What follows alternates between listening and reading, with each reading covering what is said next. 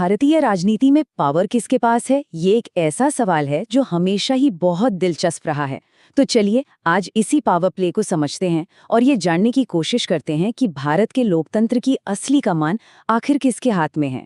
सवाल सीधा है, दुनिया की सबसे बड़ी डेमोक्रेसी में असली पावरफुल कौन है? देश के प्रथम नागरिक यानी राष्ट्रपति या फिर सरकार चलाने वाले प्रधानमंत्री?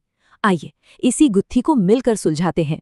देखिए, भारत की जो एग्जीक्यूटिव पावर है वो दो पिलर्स पर टिकी है। एक है हेड ऑफ स्टेट यानी राष्ट्राध्यक्ष और दूसरे हैं हेड ऑफ गवर्नमेंट यानी शासनाध्यक्ष। चलिए अब इन दोनों के बीच का फर्क समझते हैं। और यहीं पर सारा खेल दिलचस्प हो जाता है। कानूनी तौर पर, जिसे हम डी जूरे कहते हैं, सारे एग्जीक्यूटिव अधिकार राष्ट्रपति के पास हैं। लेकिन असल में यानी डी फैक्टो जमीनी हकीकत ये है कि असली पावर प्रधानमंत्री ही इस्तेमाल करते हैं। मतलब एक राष्ट्र के प्रतीक है तो दूसरे सरकार का असली चेहरा। अब अगर प्रधानमंत्री की पावर्स को देखें तो इनका दायरा वाकई बहुत बड़ा है। कैबिनेट मीटिंग्स की अध्यक्षता करना, कौन सा मंत्री कौन सा विभाग संभालेगा ये तय करना, सरकार की तरफ से मुख्य प्रवक्ता होना और तो और देश की सभी बड़ी नियुक्तियों पर राष्ट्रपति को सलाह देना। हर बड़े फैसले के केंद्र में प्रधानमंत्री ही होते हैं। तो क्या इसका मतलब ये है कि राष्ट्रपति का पद सिर्फ एक सेरेमोनियल पोस्ट है? जी नहीं, ऐसा बिल्कुल नहीं है। वो भले ही औपचारिक प्रमुख हों, लेकिन उनकी सबसे बड़ी जिम्मेदारी है संविधान के संरक्षक की। वो ये सुनिश्चित करते हैं कि सरकार संविधान के दायरे में रहकर ही काम करे। तो आखिर ये सब तय कौन करता है? ये सारी शक्तियां आती कहाँ से हैं? जवाब एक ही है, हमारी नियम पुस्तिका यानी भारत का संविधान। संविधान मतलब देश का सुप्रीम लॉ।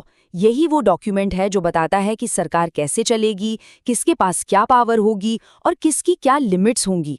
यहीं से सरकार की हर ब्रांच को अपनी शक्ति मिलती है। और इस पूरे पावर बैलेंस की सबसे बड़ी चाबी है आर्टिकल 74(1). ये आर्टिकल साफ साफ कहता है कि राष्ट्रपति की मदद और सलाह के लिए एक मंत्रिमंडल होगी जिसके हेड प्रधानमंत्री होंगे और राष्ट्रपति को उसी सलाह के मुताबिक काम करना होगा। बस यही एक लाइन प्रधानमंत्री को देश का असली एग्जीक्यूटिव बनाती है। और भी कुछ जरूरी आर्टिकल्स हैं जो इस रिश्ते को डिफाइन करते हैं।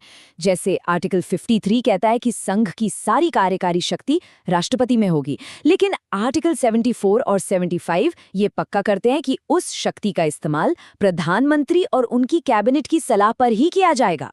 लेकिन क्या ये पावर बैलेंस हमेशा से ऐसा ही था जैसा आज है? नहीं, वक्त के साथ इसमें भी काफी बदलाव आए हैं, खासकर कुछ बड़े संवैधानिक संशोधनों के जरिए। इस टाइमलाइन को देखिए। 1950 में जब संविधान लागू हुआ तो राष्ट्रपति की शक्तियों पर थोड़ी डिबेट थी। फिर आया 1976 का 42वां संशोधन, जिसने ये बिल्कुल साफ कर दिया कि राष्ट्रपति को कैबिनेट की सलाह माननी ही पड़ेगी। लेकिन 2 साल बाद 1978 में 44वें संशोधन ने थोड़ा संतुलन बनाया और राष्ट्रपति को ये अधिकार दिया कि वो किसी सलाह को एक बार पुनर्विचार के लिए वापस भेज सकते हैं। तो हमने रोल्स देख लिए, संविधान के नियम भी समझ लिए और ये भी देखा कि ये सब कैसे इवॉल्व हुआ। तो अब आते हैं फाइनल सवाल पर। आखिर असली बॉस कौन है? सत्ता की चाबी किसके पास है? तो बात एकदम साफ है। कागज पर यानी डी ज्यूरे पावर राष्ट्रपति के पास है, लेकिन असलियत में डी फैक्टो जो असली कार्यकारी ताकत है वो प्रधानमंत्री और उनकी कैबिनेट के हाथ में ही है। तो आखिर में ये समझना जरूरी है कि ये कोई टकराव वाला रिश्ता नहीं है।